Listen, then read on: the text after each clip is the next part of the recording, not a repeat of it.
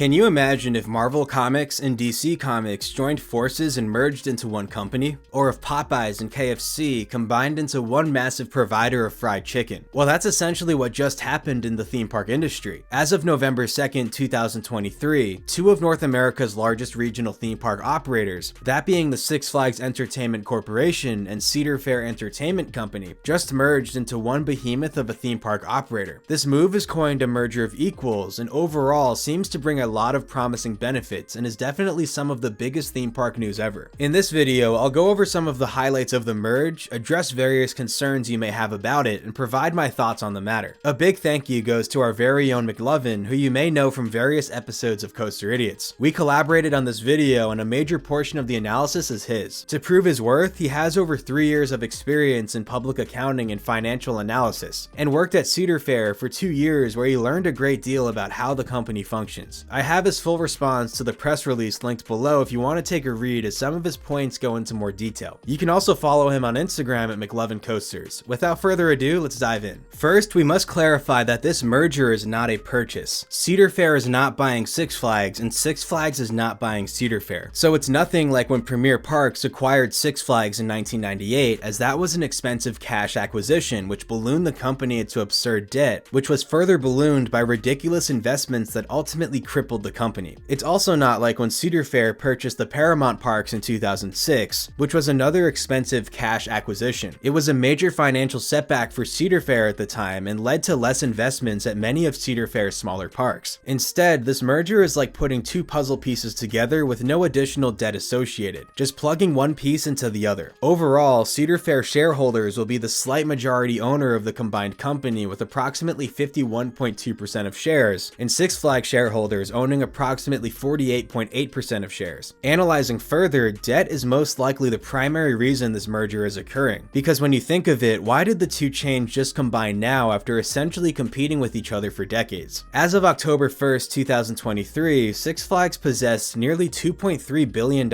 in debt, and as of September 24th, 2023, Cedar Fair's debt totaled $2.17 billion. A recession is looming in 2024, and if that happens, that will lower attendance at both chains, leading to less revenue, making it harder to pay off debt. Cedar Fair apparently has massive note payments or promised debt payments due in 2025, and Six Flags has similar payments also. With the merger, it buys the combined company time to refinance their debts and reduce their debt to equity ratio, which in the end will make it far easier to pay off the combined debt of both companies. This is even mentioned in the press release, where the combined company will have an approximate 3.7x net debt to EBITDA, or earnings before interest, taxes, depreciation, and amortization, with a path to reduce that leverage ratio to approximately 3.0x within 2 years of transaction close. The net debt to EBITDA ratio essentially shows how many years it would take for a company to pay back its debt if net debt and EBITDA are held constant. So lowering this ratio as much as possible is a good thing. Through the merger, the Cedar Fair name will be no more, and the combined company will go by Six Flags. As tacky as you might find that being a theme park enthusiast, to the rest of the world, the Six Flags brand is far stronger. There's a reason Saudi Arabia wanted the Six Flags branding for their new super park, Six Flags Qiddiya. So this move does make sense. Now, does that mean your favorite Cedar Fair parks will suddenly sport the Six Flags name? Will Cedar Point be renamed Six Flags Ohio, too? Most likely not. We're under the assumption that most of the existing Cedar Fair parks will retain their original names, especially the larger Cedar Fair parks that are already dominant brands in their respective market areas. At most, they'll sport the slogan, a Six Flags park, just like Frontier City does. If there were to be any name changes, and this is purely speculation, maybe we'll see smaller Cedar Fair parks adopt the Six Flags name if that park needs a brand name infusion to increase its attendance. So who knows, maybe we'll see a Six Flags Minneapolis or Six Flags Kansas City. I'd also guess that we'll most likely see the Six Flags parks retain their current names, as it's possible for parks of different brands to operate under the same umbrella, as that already happens at SeaWorld parks. The SeaWorld Parks and Entertainment Company operates not only SeaWorld parks, but also Busch Gardens parks and Sesame Place parks. And that's 3 brands compared to the smaller 2 brands of Six Flags and Cedar Fair, so it's totally possible. Personally, I'd love to see some of the Six Flags branding removed from the existing Six Flags parks and go the way of Frontier City, but it's probably in the company's best interest to continue continue to leverage the Six Flags branding, especially in markets that have come to know their park as a Six Flags park. But in summary, the naming convention of parks will probably not be as big a deal as you might be thinking. Operationally, the merged companies will be more so managed and ran by existing Cedar Fair executives. Robert Zimmerman, the current president and CEO of Cedar Fair, will become the combined company's president and CEO, and Brian Withrow, the current CFO of Cedar Fair, will become the combined company's CFO. Salim Basul, the current president and CEO of Six Flags, will serve as executive chairman of the combined company, where he'll oversee a board of 12 directors with 6 nominated by Six Flags and 6 nominated by Cedar Fair. And Gary Mick, the current CFO of Six Flags, will sit as the chief integration officer of the combined company. Although it's worth mentioning that the success of each individual park also depends heavily on that park's management and leadership, not just the leadership at corporate. Six Flags Fiesta Texas is as beautiful and successful as it is because of the leadership of its park president, Jeffrey Siebert. Currently, many of the Six Flags parks do not feature a permanent park president or general manager, so hopefully the Six Flags parks are given competent leaders, just as Six Flags Great Adventure was given with Brian Basica. But with Cedar Fair now having power and influence over the Six Flags parks, I think this will essentially be a done deal, as the merger seems like a rescue plan to flood Cedar Fair managers into poor performing Six Flags parks. The combined company will be headquartered in Charlotte, North Carolina, where Cedar Fair is headquartered today. So the current Six Flags headquarters in Arlington, Texas will most likely shut its doors and combine with the existing Cedar Fair office in Charlotte. Additionally, the combined company will maintain significant finance and administrative operations in Sandusky, Ohio, which is how Cedar Fair had operated until this very day. Apparently, this is purely part of a deal between the city of Sandusky and Cedar Point to jointly build a new causeway for guests to access the park, as well as to work together on construction in the local area to aid Cedar Point. With the merge, the combined company will feature an impressive portfolio of 42 parks and 9 resort properties across Canada, Mexico, and 17 states in the US. Even crazier, this will lead to a combined annual attendance of 48 million visitors and a ridiculous $3.4 billion